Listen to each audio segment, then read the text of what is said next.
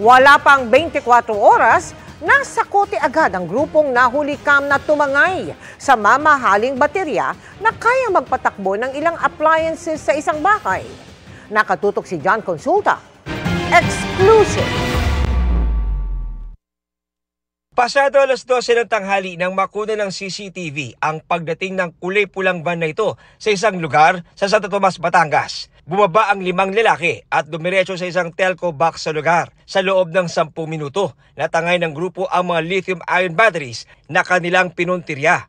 Lumipat ang grupo sa isa pang barangay at pumarada malayo sa CCTV para di makunan ang kanilang pagdalakaw. Alam na po nila yung kanilang gagawin. Nakalock po yung box na yan. Grinder po nila para mabuksan at para makuha nila yung lithium battery.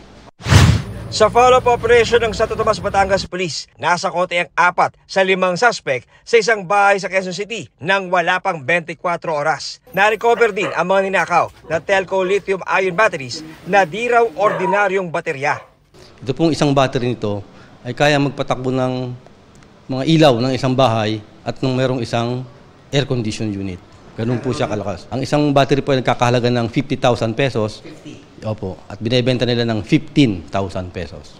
Hindi lang pala iisang telco yung nanakawan ng mga batteries, kundi may mga batteries pa na ang nagmamay-ari ibang telco company pa. Ito nga yung van ng mga suspect na ginamit nila sa kanilang pagnanakaw na nakunan pa ng CCTV nang kunin nila ang batteries ng isang telco dito nga sa Santo Tomas, Batangas. Ayon sa Santo Tomas Police ay 3 araw pa lang nang maibenta itong van na ito. At ayon din sa kanilang investigasyon, gumagamit ng mga for-rent na mga sasakyan ng suspect para hindi matrace ang kanilang illegal na gawain. Hugas kamay naman ang ilan sa naaresto. Inarkila lang po kami. Ang sabi po sa amin is mag-pick up ng battery ng sasakyan.